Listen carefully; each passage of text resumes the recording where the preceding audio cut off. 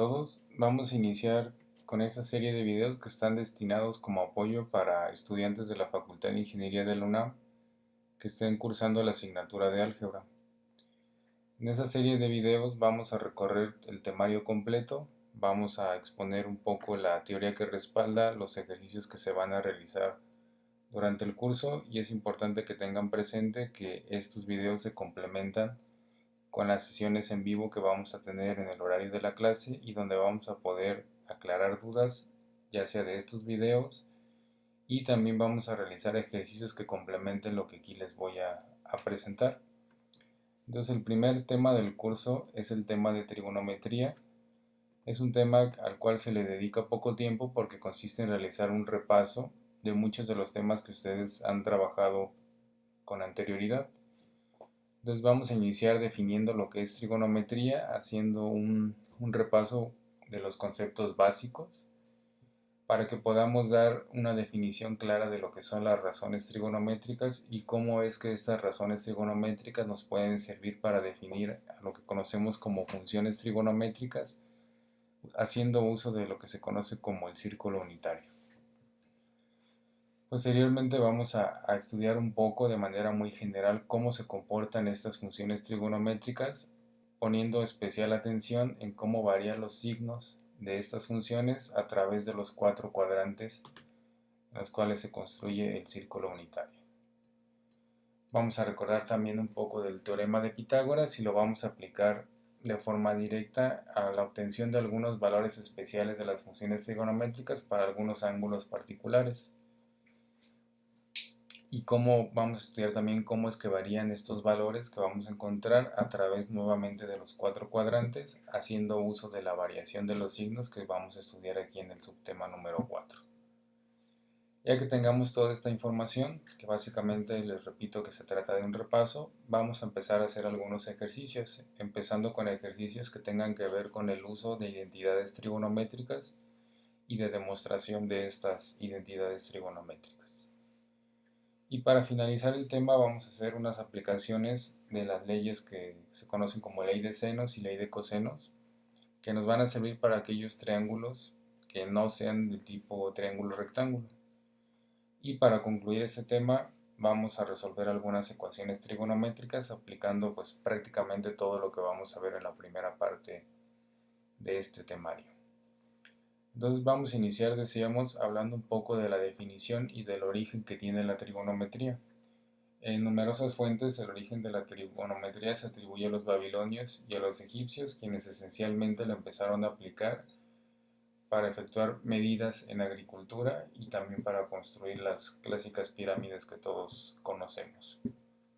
Si nos vamos a la etimología de la palabra, pues en resumen podemos decir que la trigonometría significa medición de triángulos. Y eso es básicamente lo que vamos a hacer en este tema.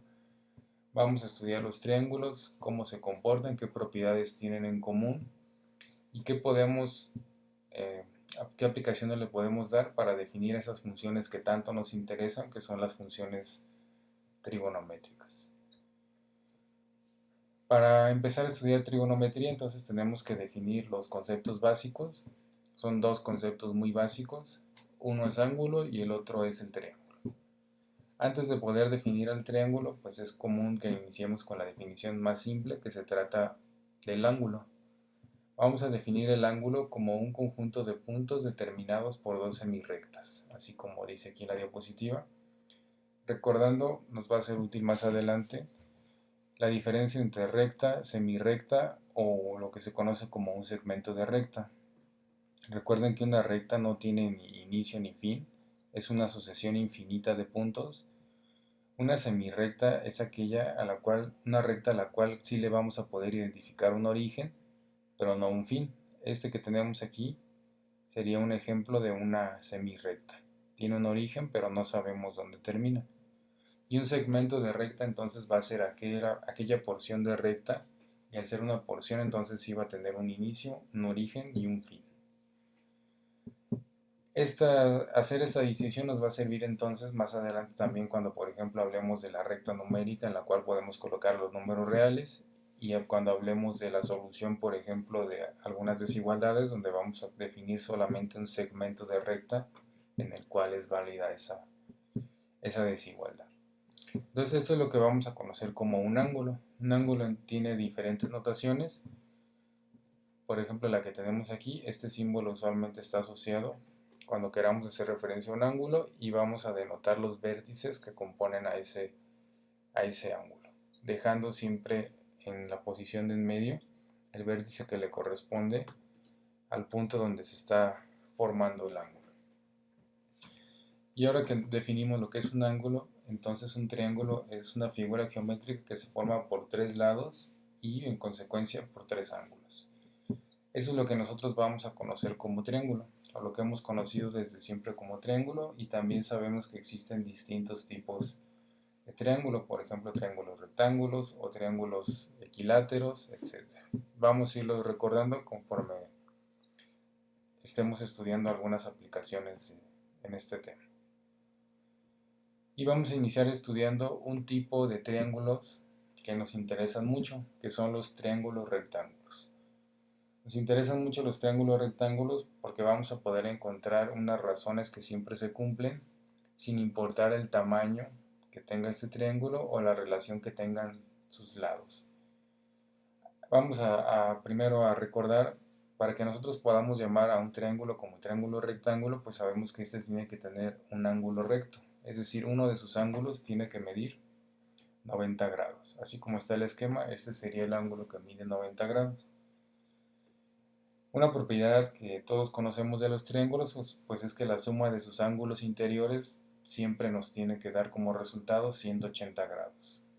Y si en un triángulo rectángulo uno de los ángulos siempre va a medir 90 grados, entonces tenemos la certeza de que los otros dos ángulos restantes tienen que sumar 90 grados. El conocer este tipo de propiedades nos va a servir para cuando estemos resolviendo algunos problemas que nos interese conocer cuánto miden los lados o los ángulos de un triángulo rectángulo. Conocer estas propiedades nos va a ayudar bastante para que podamos deducir cuánto miden ya sea los ángulos y en consecuencia los lados de cierto triángulo rectángulo. Las partes comunes de un triángulo rectángulo, pues para definirlas vamos a necesitar de referirlas a un ángulo. En términos generales, antes de entrar a la definición de un ángulo, vamos a llamar a los lados que tienen ya sea su inicio o su fin, dependiendo de cómo veamos esta figura, en el ángulo recto, los vamos a llamar como catetos.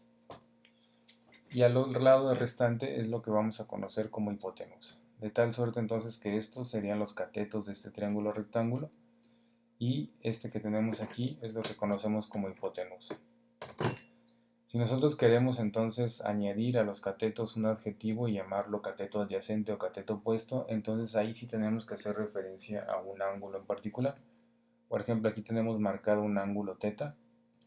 Y si yo quiero referirme entonces a este ángulo θ, yo puedo llamar que este que está aquí, el lado que tiene contacto, el cateto que tiene contacto con este ángulo, lo vamos a conocer como cateto adyacente. Este cateto sí forma parte del ángulo. Este ángulo se forma con el cateto adyacente y con la hipotenusa. El cateto restante, aquel que no tiene nada que ver con el ángulo, es el que vamos a conocer como cateto opuesto. Entonces, así como está este esquema, este sería el cateto adyacente al ángulo θ y este sería el cateto opuesto al ángulo θ. La hipotenusa siempre va a ser la hipotenusa sin importar con qué ángulo estamos trabajando. Si después nos interesa trabajar con este ángulo que tenemos aquí, vamos a llamarlo por ejemplo el ángulo alfa. Este ángulo entonces lo que va a hacer es que vamos a cambiar de nombre a los catetos. Si trabajo con este ángulo, este sería el nuevo cateto adyacente que forma parte del ángulo y el que tenemos aquí como base del triángulo sería el cateto opuesto. Entonces vamos a trabajar por ahora con el ángulo θ para recordar lo que conocemos como razones trigonométricas. Entonces si yo quiero conocer, por ejemplo, el seno del ángulo θ, ya recordarán ustedes que lo que nos enseñaron pues era hacer un cociente entre el cateto opuesto y la hipotenusa del triángulo rectángulo. En este caso, repetimos, para este ángulo θ el cateto opuesto sería este lado del triángulo y la hipotenusa siempre va a ser este. Entonces así calcularíamos el seno. Si yo quisiera calcular el seno del ángulo que tenemos aquí arriba, pues estamos conscientes de que el cateto opuesto ahora sería la base dividido entre la hipotenusa. Eso sería para el seno. Para el coseno, pues también recordamos que sería cateto adyacente sobre hipotenusa. Para este caso del ángulo θ, este sería el cateto adyacente y lo vamos a dividir entre la hipotenusa del triángulo rectángulo. Para la tangente, pues es cateto opuesto sobre cateto adyacente. En este no vamos a involucrar a la hipotenusa. La tangente va a ser una relación entre los catetos de un triángulo rectángulo. Entonces se calcula siempre como cateto opuesto sobre cateto adyacente. Estas tres que acabamos de definir son las razones trigonométricas más comunes, porque a partir de estas nosotros podemos derivar el resto de las funciones de las razones trigonométricas, utilizando la propiedad de que para el seno su razón trigonométrica que conocemos como recíproca o recíproca multiplicativa va a ser la cosecante. Si es la recíproca multiplicativa, entonces lo que vamos a hacer es invertir los términos que tenemos aquí en el cociente. Y entonces la razón cosecante va a ser igual a hipotenusa entre cateto opuesto. La secante a su vez va a ser la recíproca del coseno y esta la vamos a calcular como hipotenusa sobre cateto adyacente. Nuevamente vamos a tomar la razón trigonométrica de coseno y vamos a intercambiar los términos del cociente. Y de la tangente, su razón recíproca va a ser la cotangente. Entonces, si tangente se definía como cateto opuesto sobre cateto adyacente, pues vamos a definir a la cotangente como cateto adyacente sobre cateto opuesto. Y de esa manera nosotros podemos construir a las 6 razones trigonométricas. A partir de estas 3, entonces, si nosotros las conocemos, ya no necesitamos hacer ningún otro procedimiento, solamente trabajamos con los recíprocos de estas 3 y vamos a encontrar en las otras 3 funciones razones trigonométricas que serían cosecante, secante y cotangente. Es importante que recordemos que esto solamente aplica para triángulos rectángulos. Si aquí tuviéramos un triángulo que no fuera rectángulo, imaginemos que aquí lo completamos. Si queremos trabajar con este triángulo que les estoy dibujando aquí, olvidándonos un poco de esta línea, como si no existiera. Si yo quiero definir cuál es el cateto adyacente, cuál es el cateto opuesto y cuál es la hipotenusa de este nuevo triángulo, ni siquiera vamos a ser capaces de definir un cateto adyacente, un cateto opuesto y una hipotenusa. ¿Por qué? Porque por definición los catetos tienen que formar el ángulo de 90 grados. Como aquí no se formaría ningún ángulo de 90 grados, no existe tal cosa como cateto opuesto ni cateto adyacente y en consecuencia tampoco existe la hipotenusa. Entonces nunca vamos a poder aplicar las razones trigonométricas así como las estamos viendo aquí para triángulos que no sean rectángulos. Hay cosas que se pueden hacer, por ejemplo si yo tengo este triángulo que no es rectángulo, pues aquí mismo podemos dividirlo en dos triángulos que son rectángulos y entonces sí que vamos a poder aplicar razones trigonométricas a este triángulo y razones trigonométricas al que tenemos acá y resolver un problema de encontrar los lados de un triángulo que no sea rectángulo. Podemos hacerlo de esta manera o podemos hacer uso de otras leyes que están diseñadas para trabajar con este tipo de triángulos que no son rectángulos. Cosas que platicaremos más adelante. Entonces así definimos las razones trigonométricas. El uso que les vamos a dar a las razones trigonométricas es para definir a lo que conocemos como función trigonométrica. Pues hay muchos libros donde sí se hace la distinción, en otros no, entre razón trigonométrica y función trigonométrica. Aquí nosotros vamos a hacer la distinción de que una razón trigonométrica son las que están definidas dentro de un triángulo rectángulo y entonces implica la evaluación de un único ángulo. Es decir, si yo le empiezo aquí a dar valores de longitud al cateto opuesto, al adyacente y a la hipotenusa, yo puedo encontrar la razón trigonométrica de seno para este ángulo. Y esa razón trigonométrica lo que me va a dar como resultado es un número. Un único número para seno, para coseno, para tangente y las otras 3 funciones recíprocas. Cuando yo quiero trabajar entonces con lo que conocemos como función trigonométrica seno, al ser una función, entonces esta función tiene que tener un dominio y un codominio y todas las propiedades que ya verán ustedes en su clase de cálculo y geometría analítica sobre funciones. Y entonces cuando yo empiezo a estudiar la variación que puede tener este ángulo, es que esta razón trigonométrica se puede convertir en función. Y vamos a hacer uso del círculo unitario para que veamos ese paso entre razón a función trigonométrica. Entonces vamos a partir con un ejercicio, que es nada más esquemático, donde nos piden definir las funciones trigonométricas seno y coseno empleando el círculo unitario. Recordando entonces que el círculo unitario es un círculo que nosotros formamos y que tiene la propiedad de que su radio es 1. Ese es el que conocemos entonces como círculo unitario, que podemos dibujar de manera completa.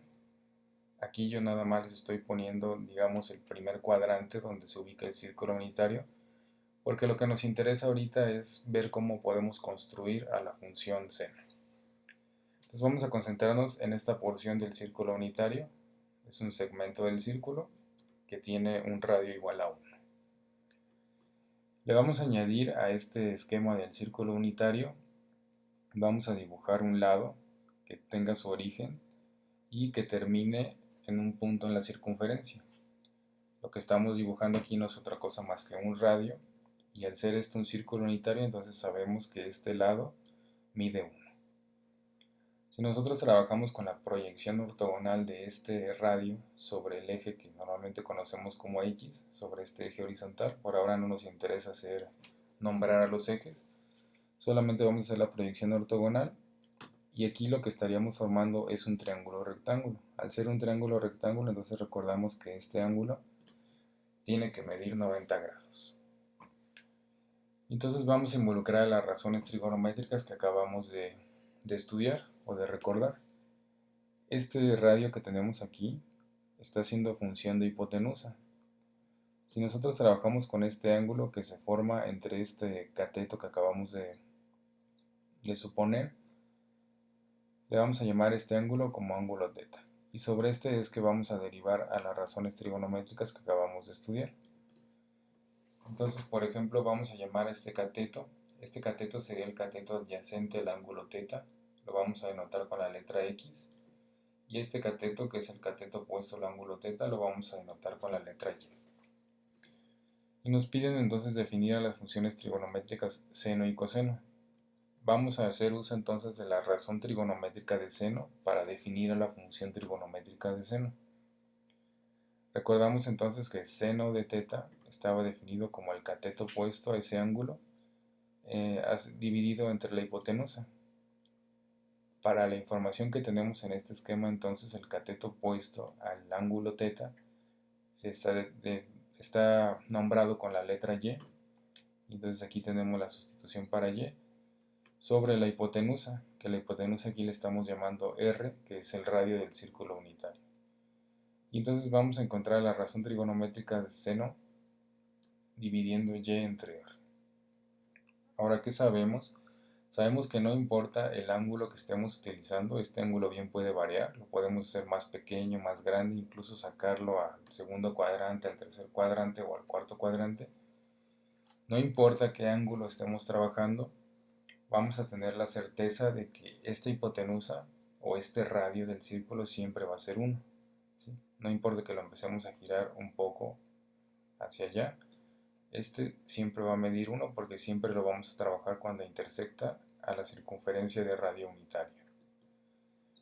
Conocida esa propiedad, entonces nosotros podemos hacer la sustitución de que R vale 1, sin importar el ángulo en el que estemos trabajando.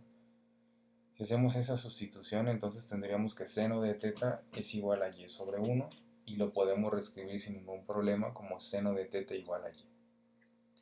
¿Qué significa eso? Que este cateto entonces es igual al seno del ángulo. Esto solamente aplica, muy importante, cuando tenemos a este triángulo dentro del círculo unitario y cuando su hipotenusa sea igual al radio del círculo unitario. Entonces me voy a adelantar aquí un poquito. Lo que tenemos es que este lado le vamos a poder llamar como seno. Si nos vamos a lo que es el círculo unitario completo, aquí sí ya tenemos los 4 cuadrantes. Tenemos el círculo unitario, este sería su radio, y aquí podemos ver en la animación cómo mientras giremos o aumentemos el valor del ángulo en cuestión, pues se sigue formando siempre un triángulo rectángulo. Un triángulo rectángulo que sus dimensiones pueden estar en un cuadrante distinto, pero se sigue formando siempre un triángulo rectángulo y siempre la hipotenusa es igual al radio del círculo que es 1. Por eso es que nosotros pudimos hacer en este ejemplo la sustitución de decir que el radio vale 1. ¿Sí? Si nosotros no supiéramos qué pasa cuando varía el ángulo θ, no sabemos qué pasa con el radio, no podríamos haber hecho esta sustitución. Entonces, ¿qué pasa con la función seno? Nosotros encontramos que este lado que tenemos aquí, o el cateto opuesto al ángulo, es lo que lo podemos igualar a la función seno. Y entonces, esta que les pongo aquí con color verde, es la función o la gráfica de la función tradicional de seno, que ustedes seguramente ya conocen. Si nosotros empezamos para un valor del ángulo igual a 0, noten que para un valor del ángulo igual a 0, la función seno igualmente vale 0. ¿Por qué? Porque ni siquiera existe la dimensión que nosotros encontramos que era igual a la función seno. Conforme el ángulo va creciendo, entonces esta dimensión empieza a ganar magnitud y es lo que me empieza a construir a la función seno. Nosotros sabemos que la función seno entonces empieza desde 0, llega a un valor pico que es igual a 1, después vuelve a descender, corta al eje de las x, es decir, toma el valor de 0 para algún valor de algún ángulo, y baja hasta menos 1 y después vuelve a subir. Si nosotros entonces empezamos a variar el ángulo, nos vamos dando cuenta cómo se construye esta función seno, siempre utilizando esta dimensión que tenemos aquí. Y entonces cuando ya estudiamos cómo varía el ángulo y qué pasa con esa razón trigonométrica, es que la podemos convertir en una función. Y esto ya es una función que depende del ángulo que estemos estudiando. Y así llega para un valor de 90 grados a un valor pico de 1, y después de ese valor empieza a bajar nuevamente hasta llegar al 0 para 180 grados y hasta llegar a menos 1 para 270 grados. La función seno. Así es como se comporta en los 4 cuadrantes y así es como lo podemos definir apoyándonos en el círculo unitario y haciendo uso de las razones trigonométricas. Para la función coseno el procedimiento es bastante similar.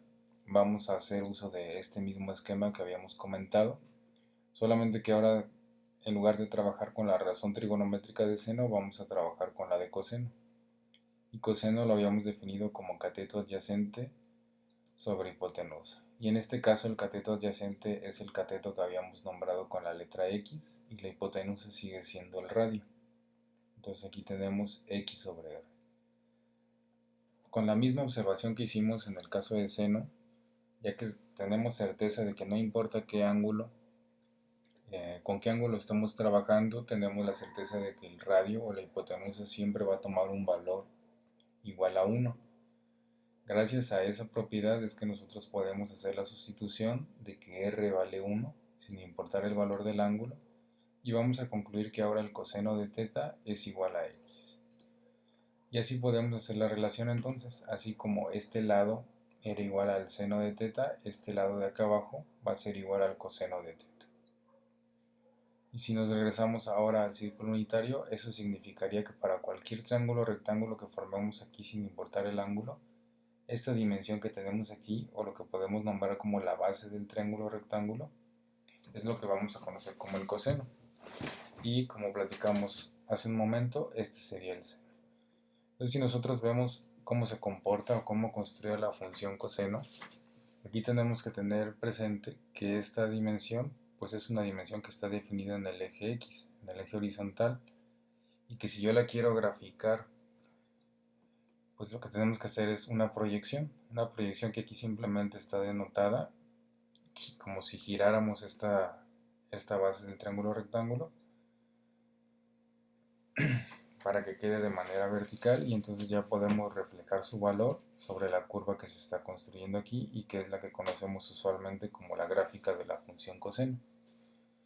A diferencia de la de seno, para un valor igual con 0, esta función coseno toma su valor pico, que en este caso sería 1.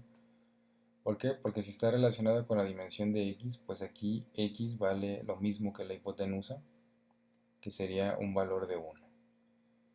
Y conforme va creciendo, la función coseno empieza a decrecer, conforme va creciendo el ángulo, hasta que corta el 0 y el 0 lo va a cortar para un ángulo de 90 grados porque aquí no hay dimensión horizontal para el triángulo rectángulo.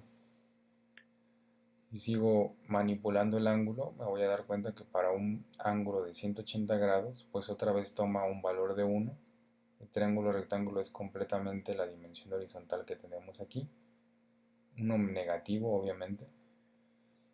Y así hasta que vuelve a cortar el 0 para 270 grados y para 0 grados o 360 grados, pues vuelve a tomar el valor de la unidad. Este sería entonces cómo a partir de la razón trigonométrica de coseno podemos construir la función trigonométrica completa. Si nosotros comparamos a las dos, al seno y al coseno, nos vamos a dar cuenta de las diferencias de su comportamiento. Muchas veces resulta útil que nosotros sepamos en qué valores la función seno y coseno se vuelve 0, toma un valor de 0 o toma un valor de 1. Lo que yo les sugiero para recordarlo de forma prácticamente directa es que recuerden que la dimensión de este triángulo rectángulo, la dimensión vertical, por así decirlo, es la que está relacionada con el seno, y esa dimensión horizontal es la que está relacionada con el coseno. Y entonces si ustedes recuerdan rápidamente que para el 0 solamente tenemos la dimensión horizontal, entonces van a recordar que el coseno vale 1 y que el seno vale 0. Para 90 grados, pues pasa lo contrario, no existe la dimensión horizontal, entonces el coseno vale 0 y el seno vale 1. Y así podemos seguir para cada múltiplo de 90 grados. En 180 grados lo que pasa es que no hay dimensión horizontal otra vez, el seno vale 0 y el coseno vale menos 1. ¿En qué puntos coinciden? Pues aquí podemos ver que en 45 grados ambos puntos se unen, hay una intersección entre ambas gráficas y esto ocurre cuando trabajamos con un ángulo de 45 grados. Vamos a platicar más adelante de estos valores en particular. Y vuelven a coincidir para otro múltiplo de 45 grados, que en este caso está en el tercer cuadrante. En cada múltiplo de 45 grados coinciden, pero no en todos los cuadrantes tienen el mismo signo, solamente tienen el mismo signo en el primero y en el tercer cuadrante. Ya platicaremos de eso también más adelante. Entonces así es como podemos construir las funciones seno y coseno. Ahora vamos a platicar un poco de qué pasa con la tangente. El problema es básicamente el mismo, solamente que nos piden definir a la función trigonométrica tangente empleando nuevamente el círculo unitario y haciendo uso de razones trigonométricas. Para construir la función tangente resulta conveniente involucrar un nuevo elemento al esquema que veníamos trabajando. Es prácticamente el mismo esquema. Aquí tenemos el triángulo con el que estábamos trabajando, un ángulo θ. Solamente que vamos a, digamos, a expander este triángulo y en lugar de que nos interese que su hipotenusa termine cuando intersecta la circunferencia del círculo unitario, lo vamos a extender. Vamos a extender esta hipotenusa hasta que intersecte a una recta tangente al círculo unitario. Recordando que una recta tangente pues es aquella que va a tocar al círculo unitario en un punto y únicamente en ese punto. Esa recta tangente la vamos a colocar aquí y podemos inferir entonces que este cateto adyacente al ángulo θ del triángulo grande, es decir, toda esta dimensión completa, ese cateto va a tomar un valor de 1. ¿Por qué? Porque este es el radio del círculo unitario. Entonces este es el lado que siempre va a valer 1. Este sería el cateto opuesto al ángulo θ. De momento no sabemos cuánto vale. Y la hipotenusa la vamos a llamar como z. Si hacemos uso entonces de la razón trigonométrica de tangente, recordamos que tangente de θ entonces sería cateto opuesto sobre cateto adyacente. Para este esquema que tenemos aquí, entonces nos quedaría y sobre x, y como cateto opuesto y x como cateto adyacente. No importa otra vez qué valor tome este ángulo, si nosotros lo empezamos a manipular para que tome valores más altos o más pequeños, sabemos entonces que como siempre estamos trabajando con la misma recta tangente, entonces esta distancia siempre va a ser igual a 1. Si hay algunos casos cuando yo trabaje por ejemplo con el segundo cuadrante, ya sea que lo quiera ver toda la proyección hacia esta misma recta o puedo trabajar con una nueva recta tangente de este lado. de tal suerte entonces que esta dimensión igualmente va a ser 1 cuando completemos lo que conocemos aquí como el círculo unitario. Entonces, dada esa propiedad es que nosotros vamos a poder decir que x vale 1, lo que tenemos aquí. Y concluimos entonces que tangente de θ es igual a y sobre 1, finalmente tangente de θ es igual a y. Significa que esta es la dimensión, esta que tenemos aquí es la dimensión que vamos a relacionar con la función tangente. Así como tenemos aquí, esta sería entonces la dimensión que vamos a asociar a la función tangente. ¿Cómo se ve eso en el círculo unitario? Pues ahora vamos a trabajar con la función tangente. Y aquí lo que tenemos, entonces, esta es la recta auxiliar, la recta tangente al círculo unitario. Aquí podemos ver claramente cómo lo toca en un punto, solamente en ese punto. Y es lo que vamos a tomar como referencia. El triángulo que tenemos aquí es el que estábamos trabajando para las funciones seno y coseno, y aquí está cómo se extiende su hipotenusa hasta que intersecte, ya no nada más a la circunferencia, sino que va a seguir hasta que intersecte a la recta tangente. Una vez que intersecte la recta tangente, entonces esta dimensión que está aquí es lo que nosotros acabamos de deducir que va a estar asociado a la función tangente. Y eso es lo que se está entonces proyectando para ir construyendo la función, a la gráfica de la función tangente que seguramente ustedes también ya conocen. A diferencia del seno y coseno, la función tangente tiene la peculiaridad de que no es una función continua. Existen algunos puntos específicos donde no vamos a poder encontrar un valor para la función tangente. Y aquí podemos ver gráficamente por qué ocurre esto. Cuando nosotros empezamos a crecer el ángulo, nos damos cuenta que cuando nos acercamos a 90 grados, la intersección que tiene con la recta tangente es cada vez más grande. Aquí le podemos estar dando zoom hacia afuera, pero va a llegar el punto para el valor de 90 grados. Vamos a notar que las rectas se vuelven paralelas, es decir, la recta tangente se vuelve paralela al que conocemos usualmente como eje Y, o a lo que sería en este caso la hipotenusa del triángulo. Cuando dos rectas son paralelas, nosotros sabemos que no se van a intersectar, es decir, si el ángulo vale 90 grados, no existe intersección entre esta recta y esta tangente. Y al no existir intersección, entonces no podemos encontrar un valor para la tangente. Para cualquier otro ángulo antes de 90 grados sí lo vamos a poder encontrar. Siempre se intersecta esta recta con la tangente. Cuando llego a 90 grados, las rectas se vuelven paralelas, entonces no hay intersección.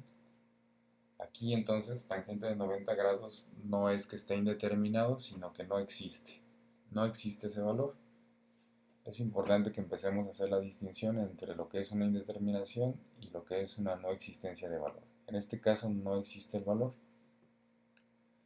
Cuando aumentamos a más de 90 grados se vuelve a intersectar. Aquí como lo tenemos de forma esquemática, seguimos usando la misma recta tangente, pero recuerden que la podríamos poner de este lado sin ningún problema y extender la recta, y ese sería el valor de la tangente. Volvemos a tener valores de la tangente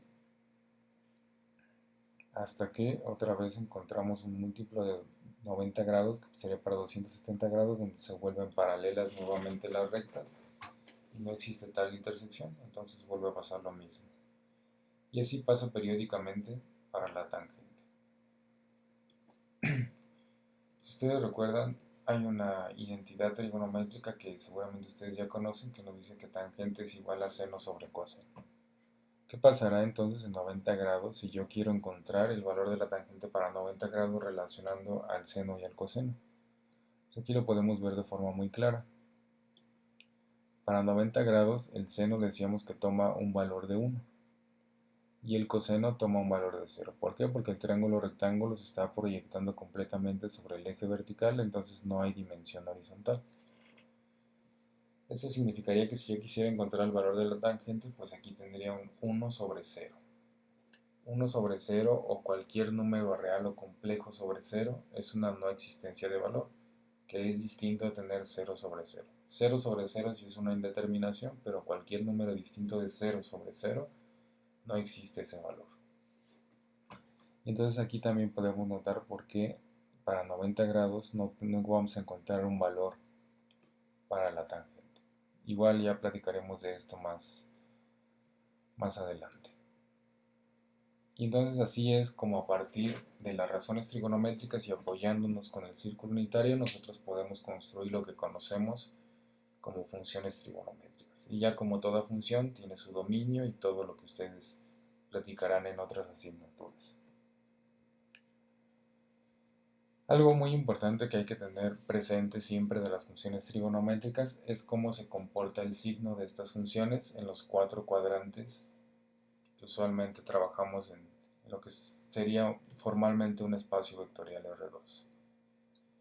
Cómo varían estos signos nos va a permitir entonces que si yo conozco el valor de una función trigonométrica para uno de los cuadrantes, casi siempre es para el primer cuadrante, me va a permitir conocer qué valor va a tomar en el segundo cuadrante, en el tercer cuadrante y en el cuarto cuadrante. Esto es especialmente útil para dar solución a ecuaciones que tengan que ver con funciones trigonométricas, algo que vamos a trabajar en el último subtema de este tema de trigonometría. ¿Por qué? Porque cuando solucionamos una ecuación trigonométrica tenemos que dar la solución para todos los cuadrantes, para todo el dominio de la función trigonométrica. Entonces, este esquemita muy sencillo nos va a permitir recordar en qué cuadrante son positivas las funciones trigonométricas. En el primer cuadrante no tenemos que recordar nada, aquí todas las funciones trigonométricas siempre son positivas. Si nos regresamos aquí al círculo unitario, vamos a activar todas las funciones, aquí todas son positivas. Desde 0 hasta 90 grados, todas son positivas, todas las gráficas están sobre la parte positiva de este plano. Después de 90 grados ya empiezan a comportarse de forma distinta. La primera que cambia de signo pues es coseno y también la tangente. El seno sigue siendo positivo. Entonces en el primer cuadrante todas son positivas, en el segundo cuadrante solamente el seno es positivo. El seno y evidentemente su recíproco, que es la cosecante. En el tercer cuadrante la que es positiva es tangente y evidentemente su recíproco, que es cotangente. Todos los demás son funciones que tienen valores negativos. En el cuarto cuadrante la que va a ser positiva es cosecante y su recíproco, que es secante. Una manera o mnemotécnicos que nosotros tenemos comúnmente para recordar esto es que, bueno, en el primer cuadrante les decía que no tenemos que recordar nada, todas son funciones que nos van a dar valores positivos. Sin importar de qué función se trate, el valor es positivo. En el segundo cuadrante, al llamar el segundo cuadrante empieza con la letra S. Una forma de recordar qué función es positiva en el segundo cuadrante es que asocie esta letra S igual a la inicial de la función trigonométrica que es positiva, que en este caso es seno. El segundo cuadrante me va a permitir recordar que el seno es positivo en este cuadrante. El seno, y no se nos debe de olvidar su recíproco, que es la cosecante. En el tercer cuadrante, si yo me pregunto qué función es positiva en el tercer cuadrante, pues me doy cuenta que el tercer cuadrante empieza con t y entonces la tangente es positiva en el tercer cuadrante. Y su recíproco, que es la cotangente. Y mismo caso para el cuarto cuadrante. El cuarto cuadrante empieza con la letra C, entonces la función que es positiva es el coseno y su respectivo recíproco, que es la secante. De esa manera entonces puedo recordar qué funciones son positivas en cada uno de los cuadrantes y ya sabemos entonces que el resto de las funciones son negativas en ese cuadrante. Otros mnemotécnicos más populares pues es el que a mí me enseñaron incluso algunos alumnos de semestres anteriores, que le llaman el sintacos, y eso nos permite recordar entonces que aquí el seno es positivo, aquí tangente es la positiva y cos es el positivo en el cuarto cuadrante, y en el primero pues todas son positivas. Entonces el mnemotécnico que a ustedes les sirva, el punto es que siempre sepamos qué función es positiva en qué cuadrante y cuáles son las negativas en cada cuadrante. Con esto vamos a concluir este primer video.